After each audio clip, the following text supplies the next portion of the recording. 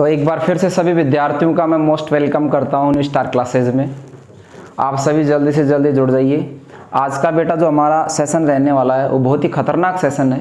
यहाँ से question exam में आपको देखने को मिलेगा, 100% क्वेश्चन देखने को मिलेगा आपको यहाँ से। और आज का जो हमारा सेशन रहेगा वो हम बात करेंगे नाभिक रागी प्रतिस्थापन अभिक्रियाओं के प्रकार की। Types of nucleophilic substitution reactions क्या होती हैं, आज उसके ऊपर हम मेन फोकस करेंगे। और जो हमारा टारगेट रहेगा आज के सेशन का, वहाँ से क्वेश्चन आपका एग्जाम में जरूर देखने को मिलेगा। तो हम ले चलते हैं अपने लेक्चर की ओर आपको कि जो types of nucleophilic substitution reactions हैं, नाभिक रागी प्रतिस्थापन अभिक्रियाओं के प्रकार हैं। कुछ एग्जांपल्स मैंने बहुत सारे प्रीवियस वीडियो के अंदर करवाए थे, जिनमें आपने कुछ प्रैक्टिस वाले क्वेश्चन भी किए थे और मैंने भी बोर्ड के ऊपर करवाए थे। तो आज का जो हमारा सेशन रहने वाला है वो आज हम पढ़ने जा रहे हैं बेटा नाभिक रागी प्रतिस्थापन अभिक्रियाओं के प्रकार। पहले अगर मैं पार्ट की बात करता हूं तो जो पहला प्रकार है वो कौन सा है, SN1 रिएक्शन जो होती है, ये दो प्रकार के टाइप्स होते हैं नाभिक रागी प्रतिस्थापन अभिक्रियाओं के। ये दो प्रकार से संपन्न हो सकती है, एक SN1 टाइप से हो सकती है और एक SN2 टाइप से हो सकती है। आपके दिमाग में जरूर एक विचार आ रहा है बेटा, यहाँ पर 1 और 2 क्या है, ये ध्यान देना, ये सबसे इंपॉर्टेंट चीज आ रही है यहाँ पर SN आपको सबको पता है, S का मतलब किससे होता है बेटा, सब्स्टिट्यूशन से होता है। N का मतलब किससे होता है, न्यूक्लियोफिलिक से होता है। और 1 का मतलब किससे और 2 का मतलब किससे, ये आपको यहाँ पर मेन चीज समझने की है कि SN1 में 1 का मतलब क्या है। अब देखिए सिंपल लैंग्वेज की अगर मैं बात करूं, यहाँ पर अगर नॉर्मल भाषा में हम बात करें तो यहाँ 1 का मतलब क्या होता है बेटा, 1 का अणु से होता है, 1 अणु से होता है। और यहाँ 2 का मतलब क्या होता है बेटा, द्विक अणु से होता है। अर्थात यहाँ पर रिएक्शन में एक अणु भाग लेगा RDS के अंदर। आगे हम चर्चा करेंगे रेट डिटरमिनेटिंग स्टेप क्या होता है, वेग निर्धारण पद होता है क्या है। और यहाँ पर इस 2 का मतलब क्या है बेटा, ये बायोमोलिकुलर रिएक्शन रहेगी, अर्थात द्वि अणु का अभिक्रिया होगी, इसमें 2 अणु भाग लेंगे। तो मेन फोकस अगर हम करें तो यहाँ पर SN1 पर कुछ की पॉइंट्स देखेंगे। आपको उन बिंदुओं को ध्यान में रखते हुए रिएक्शन को आइडेंटिफाई करना है, पहचानना है और उसके बाद में उस रिएक्शन को प्रोसीड करवाना है और उसके बाद में मैकेनिज्म लिखनी है। तो सबसे पहले तो यहाँ पर जो कुछ की पॉइंट्स हैं हम उनकी चर्चा करेंगे। सबसे पहले देखो, ध्यान दीजिए, SN1 रिएक्शन की डेफिनेशन होगी क्या, ध्यान से समझने की कोशिश करना। मैं फिर से लिख रहा हूं इसको, SN1 रिएक्शन का मतलब बेटा अभिक्रिया होती है। 1 का मतलब बेटा क्या होता है, एक अणु को होता है। N का मतलब क्या होता है बेटा, न्यूक्लियोफिलिक नाभिक रागी होता है। और S का मतलब किससे होता है बेटा, सब्स्टिट्यूशन रिएक्शन से होता है। अब एक नॉर्मल रिएक्शन की मैं बात करूं तो ध्यान देना इधर, जैसे अपन ने क्या लिया बेटा, ये RX है अपने पास में, एल्किल हैलाइड है अपने पास में। इस एल्किल हैलाइड की रिएक्शन किसी रिएजेंट से करवाते हैं और वो रिएजेंट जिसके अंदर क्या होगा, न्यूक्लियोफाइल होगा। क्योंकि हम जो रिएक्शन का प्रकार पढ़ रहे हैं कौन सा पढ़ रहे हैं, नाभिक रागी प्रतिस्थापन अभिक्रिया। तो यहां पर हम क्या लेंगे, रिएजेंट जो काम में लेंगे वो न्यूक्लियोफाइल काम में लेंगे। आगे देखिए क्या होता है रिएक्शन में, थोड़ा सा आपको ध्यान क्या लगाना है कि इसमें जो एल्किल हैलाइड अपने पास में जो RX है बेटा, ये RX जो है और ये जो न्यूक्लियोफाइल है, तो ये RX तो एक अभिकारक का काम कर रहा है, इसको हम एक सबस्ट्रैक्ट कह सकते हैं। और NU क्या है बेटा, ये एक क्या है, न्यूक्लियोफाइल है। जो न्यूक्लियोफाइल इस रिएक्शन में जो दिया गया है आपको और जो RX आपको दिया गया है, तो इस रिएक्शन में होता क्या है, इसमें से क्या होगा, जो हैलाइड आयन जो होता है वो एज ए लिविंग ग्रुप का काम करता है। अर्थात इस X को इन रिएक्शन में, इस X को हम क्या कहेंगे, इसको अपन क्या बोलेंगे बेटा, Lg बोलेंगे। ध्यान देना, लिविंग ग्रुप, लिविंग छोड़कर जाने वाला समूह होता है जो अपना स्थान छोड़कर जाएगा और इसके स्थान पर कौन आएगा, आक्रमणकारी रिएजेंट आएगा, अर्थात अटैकिंग रिएजेंट आएगा। और अटैकिंग रिएजेंट के रूप में अपन क्या काम में ले रहे हैं, ये ध्यान देना, ये न्यूक्लियोफाइल काम में। तो रिएक्शन के देखो यहां से 2 तरीके हो सकते हैं, रिएक्शन के बेटा 2 तरीके हो सकते हैं कि पहले यहां से X अपना स्थान छोड़ दे और उसके बाद में न्यूक्लियोफाइल आकर यहां पर क्या हो जाए बेटा, जुड़ जाए। ऐसा कब होगा, देखो 2 कंडीशन हो सकती है। यहां से इस रिएक्शन में हमें क्या करना है, जो SN1 रिएक्शन होती है बेटा, इसके अंदर क्या है कि जो अभिक्रिया का जो वेग होता है, जो रेट ऑफ जो रिएक्शन होती है वो किस पे डिपेंड करती है, वो ओनली RX की सांद्रता पे निर्भर करती है। अगर मैं बात करना चाहूं यहां पर जो X है बेटा, इस X को यहां से एज ए लिविंग ग्रुप के रूप में पहले आपको हटाना पड़ेगा। पहला काम क्या करना है आपको, हैलाइड आयन को यहां से क्या करना है, बाहर निकालना है।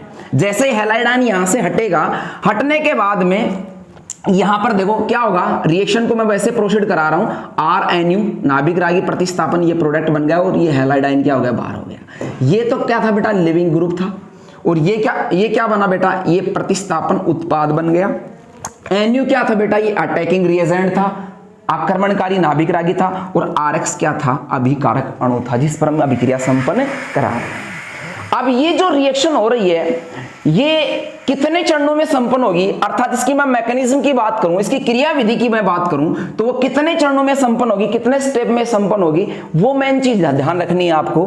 तो देखो इसको हम किस तरह से इसका एक्सप्लेनेशन देंगे, ध्यान दीजिए एक बार। देखो अगर मैं बात करूं बेटा, ध्यान देना, ये जो रिएक्शन है, इस रिएक्शन में आपको करना क्या है, इसकी अगर मैं क्रियाविधि की मैकेनिज्म की बात करूं तो ध्यान देना, मैकेनिज्म की अगर मैं बात करूं, क्रियाविधि की मैं बात करूं, क्रियाविधि क्या है इसकी बेटा, क्रियाविधि ये देखिए, सबसे पहले करना क्या है आपको, जो RX जो अणु है, इस RX अणु में से आपको क्या करना है बेटा, इस RX अणु में से यहां से हैलाइड आयन को क्या करना है बेटा, बाहर निकालना है। सबसे पहले X अपना स्थान छोड़ देगा, और जैसे ये X अपना स्थान छोड़ेगा तो यहां पर ये R पॉजिटिव बन जाएगा, अर्थात यहां कार्ब कैटायन बन गया, यहां पर एक इंटरमीडिएट मध्यवर्ती बन गया जिसको हम क्या बोलेंगे बेटा, कार्ब धनायन बोलेंगे, और यहां से क्या हो गया, ये हैलाइड आयन क्या हो गया, अलग हो गया।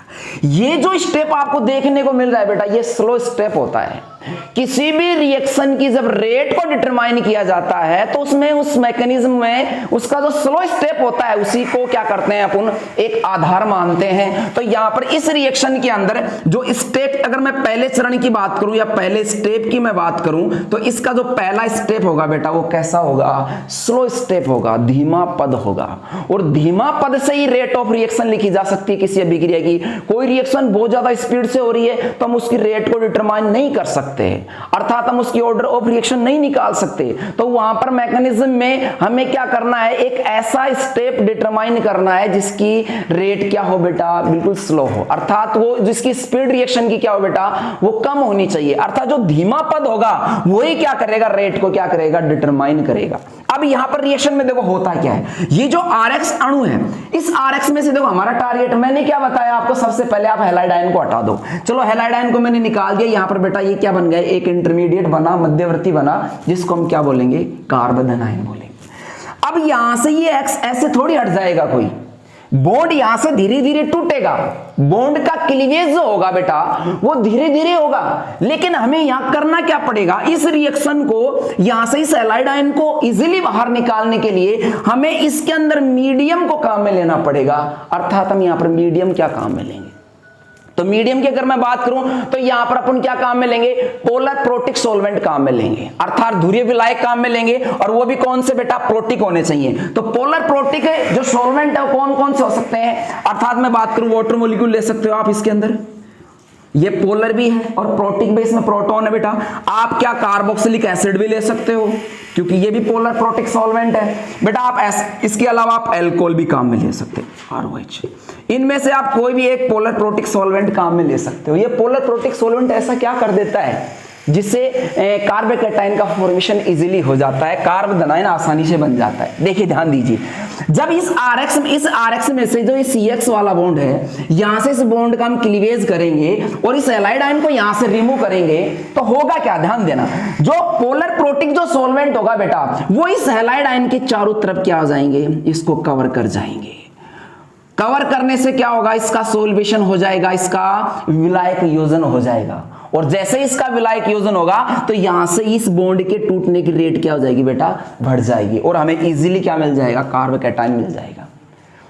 साथ में क्या हो रहा है यहां पर देखो ध्यान देना, क्योंकि बॉन्ड को तोड़ने के लिए एनर्जी चाहिए, यहां से बॉन्ड तो टूटेगा लेकिन इस बॉन्ड को यहां से ब्रेक करने के लिए एनर्जी भी तो चाहिए। वो एनर्जी कहां से आएगी, सॉल्वेशन से आएगी। किसके सॉल्वेशन से आएगी, हैलाइड आयन के सॉल्वेशन से आएगी।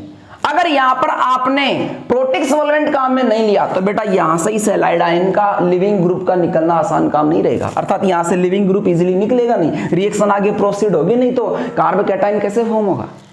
तो हमें क्या करना है, यहां से हैलाइड आयन को निकालना, और हैलाइड आयन को निकालने के लिए हम इस रिएक्शन का जो मीडियम है बेटा वो कैसा कर देते हैं, पोलर प्रोटिक कर देते हैं, ताकि इजीली हैलाइड आयन वहां से क्या हो जाता है, एज ए लिविंग ग्रुप के रूप में, एक अवशिष्ट समूह के रूप में क्या निकल जाता है, बाहर निकल जाता है, और हमें क्या मिल जाता है, ये कार्ब धनायन मिल जाता है।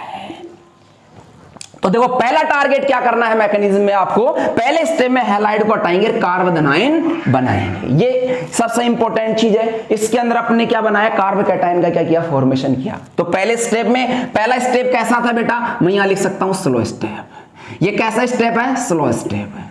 जो स्लो स्टेप होगा किसी रिएक्शन का, जो स्लो स्टेप होगा, जो धीमा पद होगा बेटा, उसी को हम क्या बोलते हैं, ध्यान देना, आरडीएस कहते हैं। क्या कहते हैं, आरडीएस कहते हैं। आरडीएस का मतलब बेटा क्या होता है, रेट डिटरमिनेटिंग स्टेप, अर्थात वेग निर्धारण पद।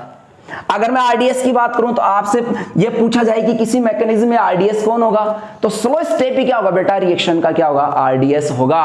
और उसी आरडीएस के अंदर, उसी स्लो स्टेप में कितने मॉलिक्यूल पार्टिसिपेट कर रहे हैं, वो क्या करेंगे, उस रिएक्शन के लिए ऑर्डर ऑफ रिएक्शन को डिटरमाइन करेंगे। अर्थात हम वहां पर उस अभिक्रिया की कोटि बता सकते हैं कि इस रिएक्शन की कोटि कौन सी होगी, 0 ऑर्डर की होगी, या फर्स्ट ऑर्डर की होगी, या सेकंड ऑर्डर की होगी, या थर्ड ऑर्डर की होगी, या nth ऑर्डर की होगी। तो यहां पर हम बात करें तो मुझे ये बताइए, स्लो स्टेप का आपको पता चल गया, धीरे धीरे हैलाइड आयन निकल रहा है बाहर, और यहां पर हैलाइड आयन को निकलने के लिए हम यहां पर मीडियम कैसा ले रहे हैं, पोलर प्रोटिक सॉल्वेंट काम में ले रहे हैं। मीडियम कैसा काम में ले रहे हैं, पोलर प्रोटिक ले रहे हैं। हैलाइड आयन इजीली निकल रहा है, कार्बोकैटायन फॉर्म हो रहा है। स्टेप कैसा चल रहा है मुझे बता दीजिए, धीमा पद है, स्लो स्टेप है, क्या बोलेंगे इसको, आरडीएस बोलेंगे।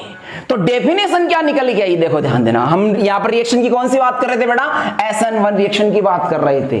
तो क्या कहेंगे इसको अपन, वे नाभिक रागी प्रतिस्थापन अभिक्रियाएं जिनके वेग निर्धारण पद में, वे नाभिक रागी प्रतिस्थापन अभिक्रियाएं जिनके वेग निर्धारण पद में Rx का, केवल Rx का अणु भाग लेता है, तो ऐसी अभिक्रियाओं को हम क्या बोलेंगे बेटा, एका अणु के नाभिक रागी प्रतिस्थापन अभिक्रिया बोलेंगे, यूनिमोलिकुलर न्यूक्लियोफिलिक सब्स्टिट्यूशन रिएक्शन कहेंगे उसको। तो यहां पर ध्यान दीजिए, यहां पर देखिए केवल ओनली कौन भाग ले रहा है, आप बताइए। यहां पर ओनली जो स्लो स्टेप था उसमें Rx का ही अणु भाग ले रहा है। क्या यहां पर न्यूक्लियोफाइल नजर आ रहा है क्या, बिल्कुल नजर नहीं आ रहा है। तो इसका मतलब पहले स्टेप में एक जो स्टेप था, पहला स्टेप था, वही कैसा स्टेप था बेटा, स्लो स्टेप था, और इसके अंदर Rx का एक ही अणु क्या कर रहा है, रिएक्शन में क्या ले रहा है, मैकेनिज्म में क्या ले रहा है, भाग ले रहा है। इसलिए यहां पर रेट किस पे डिपेंड करेगी, अभिक्रिया का वेग किस पे डिपेंड करेगा, ओनली Rx की सांद्रता पे डिपेंड करेगा, अर्थात Rx की कंसंट्रेशन पे डिपेंड करेगा, न कि न्यूक्लियोफाइल की कंसंट्रेशन पे डिपेंड करेगा। तो यहां पर Rx की सांद्रता पे निर्भर करता है। इसलिए इस रिएक्शन की रेट क्या लिख सकते हैं अपन, देखो ध्यान देना, रेट, अगर मैं रेट लिखना चाहूं तो देखो इधर देखिए, रेट RATE, रेट किसके समानुपाती होगी, किसके डायरेक्ट प्रोपोर्शनल होगी बेटा, only concentration of Rx molecule. तो यहां पर किसकी सांद्रता के समानुपाती है, अभिक्रिया की जो दर है वो Rx की सांद्रता के क्या है, समानुपाती है। और अगर मैं इसी की सांद्रता की बात करूं तो यहां पर इसकी सांद्रता की पावर 1 आ गई, और कंसंट्रेशन की जो पावर का जो ऐड होता है, योग होता है बेटा, वो एज ए प्रैक्टिकल वैल्यू होती है, वो एक थ्योरेटिकल वैल्यू नहीं होती है, क्योंकि वो हमेशा एक प्रायोगिक मान होता है, न कि एक सैद्धांतिक मान होता है। तो ध्यान देना, ये जो यहां पर 1 आया बेटा, ये 1 मैंने अपने तरफ से नहीं लगाया है, ये प्रैक्टिकल वर्क किया जाता है, और फिर प्रैक्टिकल के आधार पर उस रिएक्शन की ऑर्डर निकाली जाती है। आप यहां पर जो आपकी जो पहला पार्ट है बुक का, केमिस्ट्री का, उसके अंदर आप रासायनिक बलगति वाले चैप्टर में इसका अध्ययन करेंगे, शून्य कोटि, प्रथम कोटि, द्वितीय कोटि, तृतीय कोटि अभिक्रियाओं का। तो यहां पर क्या, Rx की सांद्रता की घात क्या है बेटा, 1 है। तो रेट क्या लिख सकते हैं इसकी हम, रेट समानुपाती Rx की सांद्रता की पावर 1, या आप ऐसे लिख सकते हो, रेट, ध्यान देना, रेट बराबर में K कांस्टेंट स्थिरांक बेटा, और Rx की सांद्रता की पावर, ये क्या हो गई, इसके लिए वेग नियम हो गया, अर्थात मैं ये बोलूं इसके लिए क्या हो गई, ये अभिक्रिया की दर हो गई। तो अभिक्रिया की दर किस पर डिपेंड कर रही है, ओनली Rx की सांद्रता पर। तो रेट कहां से निकालेंगे हम, स्लो स्टेप से निकालेंगे बेटा। और स्लो स्टेप कौन सा स्टेप होगा बेटा, कौन सा स्टेप होगा, RDS होगा। और RDS के अकॉर्डिंग अपन क्या लिख सकते हैं, किसी भी रिएक्शन की रेट ऑफ रिएक्शन लिख सकते हैं। आगे अगर मैं बात करूं, यहां पर मैंने कुछ बातें बताई, पहला स्टेप क्लियर हो गया, कुछ नहीं करना है आपको, रिएक्शन इजीली बिल्कुल प्रोसीड होगी, केवल हैलाइड आयन को निकालना है। और हैलाइड आयन को निकालने के लिए हम मीडियम कैसा प्रोवाइड करा रहे हैं रिएक्शन में, पोलर प्रोटिक सॉल्वेंट उसके अंदर क्या कर रहे हैं, ऐड कर रहे हैं, ताकि सॉल्वेशन हो जाए किसका, हैलाइड आयन का, और हैलाइड आयन इजीली अपना स्थान छोड़कर चला जाए, क्योंकि फिर सेकंड स्टेप में क्या होगा, आने वाला न्यूक्लियोफाइल इजीली क्या करे, उसके ऊपर अटैक कर दे। देखिए एक सिंपल एग्जांपल की हम बात करते हैं, जैसे आप ट्रेन के अंदर चढ़ते हो तो ट्रेन में पहले से ही भी पैसेंजर बैठे रहते हैं, अगर वहां से सीट बुक है पहले से ही, ठीक है। अब मान लीजिए कोई एक पैसेंजर वहां से उठकर चला गया तो उसने अपनी सीट का अपना स्थान छोड़ दिया, तो आप इजीली जाकर वहां पर बैठ सकते हो। ऐसा इसमें हो रहा है, ये एज ए पैसेंजर था यहां पर हैलाइडाइन और इसने अपना यहां से स्थान छोड़ दिया, तो आने वाला न्यूक्लियोफाइल इजीली उसके स्थान पर क्या कर सकता है बेटा, बैठ सकता है। तो यहां पर हमें पहला टारगेट क्या बनाना है, हैलाइडाइन को बनाना है। हैलाइडाइन को इजीली निकालना है, कार्बोकैटायन का फॉर्मेशन करना है, कार्बन आयन का निर्माण करना है और उसके बाद में उस कार्बन आयन पर किसका अटैक करवाना है, सेकंड स्टेप में न्यूक्लियोफाइल का अटैक करवाना है। तो चलते हैं सेकंड स्टेप की ओर। देखिए बेटा, सेकंड स्टेप में क्या होगा। अब पहले स्टेप में आपने क्या किया बेटा, पहले स्टेप की अगर मैं बात करता हूं यहां पर, तो पहले स्टेप में आपने कार्बोकैटायन का क्या किया, फॉर्मेशन किया। और अब बात करेंगे अपन प्रतिस्थापन, उत्पाद बनाएंगे। सेकंड स्टेप होगा क्या, देखिए यहां कर मैं बात करता हूं, देखो यहां पर ये कार्बोकैटायन बन गया, कार्बन आयन बन गया और यहां पर कौन आएगा बेटा, ये न्यूक्लियोफाइल आएगा और न्यूक्लियोफाइल इसके ऊपर क्या करेगा, स्पीडली अटैक कर देगा। ये वाला स्टेप कैसा हो जाएगा बेटा, फास्ट स्टेप हो जाएगा और प्रोडक्ट बन जाएगा RNA। ये बन गया प्रतिस्थापन उत्पाद। तो रिएक्शन की जो मैकेनिज्म थी वो कितने स्टेप में कंप्लीट हुई बेटा, 2 स्टेप में। पहला स्टेप क्या था, स्लो स्टेप था, RDS स्टेप था। उसमें क्या हो रहा था बेटा, CX बॉन्ड क्या हो रहा था, धीरे धीरे क्या हो रहा था, उसका ब्रेकडाउन हो रहा था। ब्रेकडाउन करने के लिए एनर्जी की रिक्वायरमेंट थी। एनर्जी कहां से आई बेटा, सोल्वेशन से आई। किसके सोल्वेशन से आई बेटा, हैलाइड आयन के सोल्वेशन से आई। क्या मिलाने से आई बेटा, प्रोटिक, क्या पोलर प्रोटिक सॉल्वेंट मिलाने से आई, ताकि वहां से हैलाइडाइन इजीली निकल लिया और उसने अपना स्थान छोड़ दिया। और जो सेकंड स्टेप था, अब जैसे ही न्यूक्लियोफाइल को कौन दिखेगा बेटा, सेकंड स्टेप में कार्बोकैटायन दिखेगा, इजीली क्या कर देगा, उसके ऊपर अटैक कर देगा। अब मुझे एक बात बता दीजिए, ये जो न्यूक्लियोफाइल है यहां पर, ये बेटा कैसा होना चाहिए, आपके अंदर दिमाग में एक विचार आना चाहिए, हाई ऑर्डर थिंकिंग स्किल बननी चाहिए आपके दिमाग के अंदर कि न्यूक्लियोफाइल जो है, ये जो नाभिक रागी, ये बेटा वीक होना चाहिए, स्ट्रॉन्ग होना चाहिए। आप बताइए, आप दिमाग लगाइए इसके अंदर, रिप्लाई दीजिए। ये जो न्यूक्लियोफाइल है इस रिएक्शन में वीक होना चाहिए, स्ट्रांग होना चाहिए, बताइए बताइए बेटा। ये जो न्यूक्लियोफाइल है, हाँ मैं न्यूक्लियोफाइल की बात कर रहा हूं बेटा, ये न्यूक्लियोफाइल वीक होना चाहिए या फिर स्ट्रांग होना चाहिए। कुछ बच्चे वीक बोल रहे हैं, कुछ स्ट्रांग बोल रहे हैं बेटा। एक आंसर आना चाहिए आपका, एक ही आंसर। हाँ वेरी गुड वेरी गुड, ये बेटा हाँ क्या होगा, वीक होगा। वेरी गुड, सभी ने देखो लगभग सभी ने आंसर सही दिया है, वीक होगा। वीक क्यों होगा, ये ध्यान देना एक बार, क्योंकि बेटा अगर मान लीजिए हमारे पास में ये स्ट्रॉन्ग न्यूक्लियोफाइल आ जाता तो ये रिएक्शन में कुछ गड़बड़ कर देता। क्या कर देता भाई, गड़बड़ ऐसी हो सकती थी, ये अगर स्ट्रॉन्ग आता यहां पर न्यूक्लियोफाइल तो ये किसी भी ग्रुप को वहां से क्या कर सकता था, उसका सब्स्टिट्यूशन कर सकता था, उसके अंदर पावर ज्यादा होती। अब के लिए जो वीक न्यूक्लियोफाइल है ना बेटा, इसकी कंसंट्रेशन भी कम है और वैसे नेचर का भी वीक है, तो इजीली ये जो कैटायन जो बना है, जो कार्बन पॉजिटिव है, उसी पर जाकर क्या करेगा, ओनली अटैक करेगा। रिएक्शन में ये किसी प्रकार की दूसरी गड़बड़ नहीं कर सकता। अगर यहां स्ट्रॉन्ग न्यूक्लियोफाइल आ जाता था बेटा, वहां से क्या करता वो, या प्रोटॉन को वहां से बाहर निकाल सकता था और वहां पर एल्कीन का फॉर्मेशन कर सकता था, वहां पर बीटा एलिमिनेशन कर सकता था, रिएक्शन में प्रोडक्ट और कुछ ही बन जाता। तो आपका आंसर क्या होना चाहिए यहां पर बेटा, ये न्यूक्लियोफाइल क्या होना चाहिए बेटा, वीक होना चाहिए। अगर स्ट्रॉन्ग मिला दिया आपने तो गड़बड़ हो जाएगी, प्रोडक्ट क्या था और बन गया क्या, ऐसा हो सकता है। तो इसका चीज का ध्यान रखना। इस SN1 रिएक्शन की अगर मैकेनिज्म की बात करें तो सेकंड स्टेप में जो न्यूक्लियोफाइल आएगा बेटा, वो कैसा आना चाहिए, वीक ही आना चाहिए, स्ट्रॉन्ग नहीं होना चाहिए। तो यहां पर अगर मैं बात करूं इस मैकेनिज्म में हमने कुछ पॉइंट्स की बात की, मैं फिर से उसको रिपीट कर रहा हूं। सबसे पहले आपको ध्यान क्या रखना है बेटा कि इस SN1 रिएक्शन को हम SN1 क्यों कहते हैं, क्योंकि वे नाभिक रागी प्रतिस्थापन अभिक्रियाएं जिनके वेग निर्धारण पद में केवल ओनली RX का अणु भाग लेता है, अर्थात यहां पर एक अणु भाग ले रहा है, इसलिए हम क्या बोलेंगे इसको, एक अणु नाभिक रागी प्रतिस्थापन अभिक्रिया। इस अभिक्रिया की जो क्रिया विधि है, SN1 अभिक्रिया की क्रिया विधि है, इसमें जो कितने चरणों में संपन्न हो रही है बेटा, ये 2 चरणों में संपन्न होती है। 2 स्टेप में क्या होती है बेटा, कंप्लीट होती है। पहले स्टेप में किसका फॉर्मेशन होता है, पहले स्टेप में हमने क्या बनाया था, मध्यवर्ती बनाया था, अर्थात कार्बन आयन का क्या किया था, फॉर्मेशन किया था। रिएक्शन की क्रिया विधि में हमें क्या चाहिए बेटा, पोलर प्रोटिक सॉल्वेंट चाहिए हमें। क्यों चाहिए बेटा, एनर्जी की रिक्वायरमेंट है, CX बॉन्ड को तोड़ना है, हैलाइड आयन के सॉल्यूशन को बढ़ाना है, इसलिए आपको क्या चाहिए बेटा, पोलर प्रोटिक सॉल्वेंट चाहिए। उसके बाद में जैसे ही कार्ब कैटायन बनेगा तो स्टेप सेकंड में चले जाएंगे बेटा, और स्टेप सेकंड में वो जो न्यूक्लियोफाइल होगा इजीली क्या कर देगा, उसके ऊपर अटैक कर देगा। लेकिन शर्त ये है, ध्यान ये रखना है आपको, ध्यान ये रखना है बेटा आपको, उस कंडीशन में क्या करना है आपको, जो न्यूक्लियोफाइल जो आप काम में ले रहे हो रिएक्शन के दौरान, वो जो न्यूक्लियोफाइल रहेगा बेटा वो एज ए वीक न्यूक्लियोफाइल होना चाहिए, न कि स्ट्रॉन्ग न्यूक्लियोफाइल। क्योंकि स्ट्रॉन्ग न्यूक्लियोफाइल क्या कर सकता है बेटा, बीटा एलिमिनेशन को बढ़ावा दे सकता है। रिएक्शन के अंदर प्रोडक्ट क्या बन सकता है बेटा, एल्कीन का फॉर्मेशन हो सकता है। बल्कि यहां पर प्रोडक्ट क्या चाहिए आपको, अगर आपने यहां पर क्या मिलाया है, रिएजेंट क्या मिला है, वाटर मिला है रिएक्शन में, तो अल्कोहल बनेगा इसके अकॉर्डिंग सब्स्टिट्यूशन से। अदरवाइज स्ट्रॉन्ग के केस में बीटा एलिमिनेशन हो सकता है। तो यहां पर यह सबसे इंपॉर्टेंट बात है, यहां पर न्यूक्लियोफाइल क्या होना चाहिए बेटा, यहां पर न्यूक्लियोफाइल वीक होना चाहिए। तो यहां पर हमने कुछ बिंदु की बात की, यहां पर आगे मैं इसके बहुत सारे एग्जांपल की चर्चा करूंगा, एग्जाम में पूछे भी गए थे कि यहां पर SN1 रिएक्शन जो होगी वो किस कंडीशन में होगी, वो किस पे डिपेंड करती है। एक सबसे इंपॉर्टेंट बात बता रहा हूं आपको मैं कि जो कार्ब कैटायन आपने बनाया है, जो कार्ब एनायन जो आपने बनाया है, इसकी स्टेबिलिटी पे डिपेंड करता है। ये जो कार्ब एनायन जो बना है, ये जितना ज्यादा स्टेबल रहेगा बेटा, ये जितना ज्यादा स्टेबल रहेगा, उस एल्किल हैलाइड की रेट ऑफ रिएक्शन क्या रहेगी बेटा, उतनी ज्यादा रहेगी।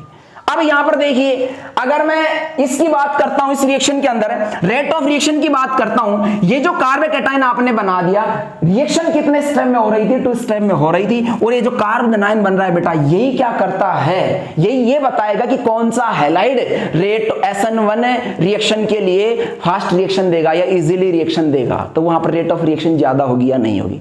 तो हमें क्या करना है बेटा, आप एक कार्ब एनायन बनने वाले कार्ब एनायन के स्थायित्व को देकर आप ये बता सकते हो कि ये एल्किल हैलाइड क्या देगा, तीव्र वेग से क्या देगा, SN1 रिएक्शन देगा। एग्जाम में क्वेश्चन पूछा जाता है, यहां से आपको पेयर दे देगा कि दिए गए पेयर में से या दिए गए युग्म में से कौन SN1 के लिए फास्ट रिएक्शन देगा, तीव्र वेग से रिएक्शन देगा, किसका वेग ज्यादा होगा।